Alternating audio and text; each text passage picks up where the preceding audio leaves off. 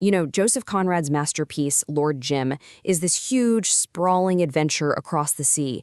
But really, if you boil it all down, every single page of it comes back to one single catastrophic moment of failure and the long, dark shadow it casts over one man's life. Conrad's narrator, a guy named Marlowe, famously describes our hero, Jim, with this one line. And it's so crucial. Jim isn't some bad guy or a character you can't relate to. No, he's a young, promising, totally relatable seaman.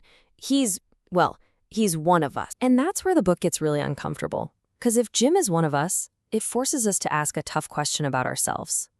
What happens when a good person fails? I mean, really fails. When they just don't have the courage at the one single moment it's needed most? So to understand that, let's start at the beginning. Let's start with the dream. We're introduced to this young, idealistic Jim, basically a hero in waiting, just filled with these romantic ideas about a life of bravery and adventure at sea. I mean, on the surface, Jim is the perfect colonial hero. He's the son of a parson, he's powerfully built, a total gentleman.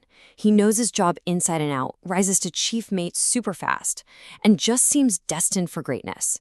He's pretty much everything the British Empire thought it was built on. But, and this is a big but, Conrad shows us this tiny, crucial crack in Jim's confidence. See, he's never actually been tested. He's never faced one of those moments that really reveals, as Conrad says, the inner worth of a man. All of his heroism, it's completely theoretical. It's just a story he's been telling himself. And that untested dream, yeah, it's about to collide head-on with a brutal reality. Which brings us to the fall. The incident on board the steamship Patna. The moment that's going to define and haunt Jim for the rest of his days. So the stage for this big test isn't some glorious ship. Oh no, it's the Patna, a literal rotten scrap heap. And it's carrying 800 Muslim pilgrims to Mecca, people whose lives are totally in the hands of the crew. But the crew, they're lazy, they're shady, which leaves Jim as the only supposedly reliable officer on the whole ship. Then, in the dead of night, out on the calm Indian Ocean, bam, the ship hits something. The skipper and the engineers they panic. They're convinced the ship's going down, and fast, so they decide to abandon her and leave all 800 sleeping passengers to die. They look at Jim, the one good man, and pressure him to come with them. He hesitates, and then he jumps. One single action. One moment of cowardice that just completely shatters his entire world, his self-image, his honor. Everything. And that one action, it changes everything. Jim now has to face the music. Not just the public shame, but something way worse. An exile from the man he always believed himself to be. The official inquiry that follows is, well, it's a perfect example of how institutions can fail. Sure, it strips Jim of his captain's certificate, but like Marlowe points out, it only cares about the how, not the fundamental why. It never even touches the profound guilt that's eating Jim alive. So, with his career in ruins and this ghost of his failure haunting him, Jim becomes a wanderer, an exile. He just can't stand to stay in one place for too long, because he's constantly running from the whispers about the Patna. And so he just drifts, from Bombay to Calcutta, Rangoon to Batavia. And in every port, it's the same story. He gets a decent job as a water clerk, but sooner or later his past catches up. The story of the man who jumped always finds him, and he has to pack up and run all over again. But then, just when it seems like he's going to be running forever, a new path opens up. This is it, his one shot at redemption. A new life offered to him by this wise, kind of eccentric old trader named Stein. So Stein gives Jim this pretty radical piece of advice. He says a romantic like Jim, he's like a man who falls into the sea. If you fight it, if you try to climb out, you'll drown. The only way to survive, he says, is to submit to that destructive element, the dream itself, and let its power keep you afloat. As Stein puts it, to follow the dream, and again, to follow the dream forever, until the very end. He's basically telling Jim, look, the only way to save yourself is to go all in. Double down on your romantic nature. Find a place where those ideals of yours can actually become real. And Jim, he does it.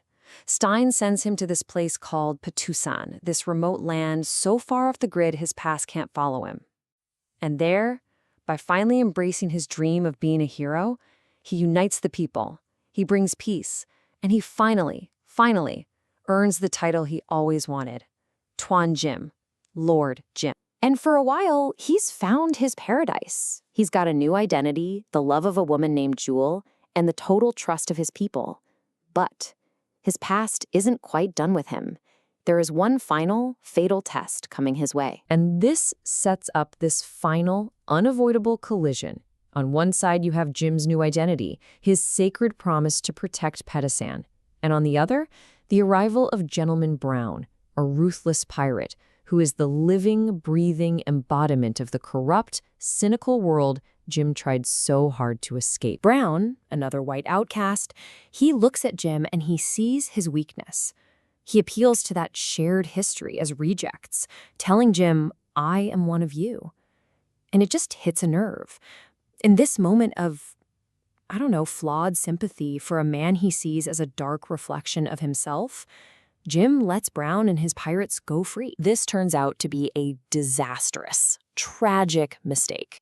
Brown, being Brown, betrays Jim's mercy.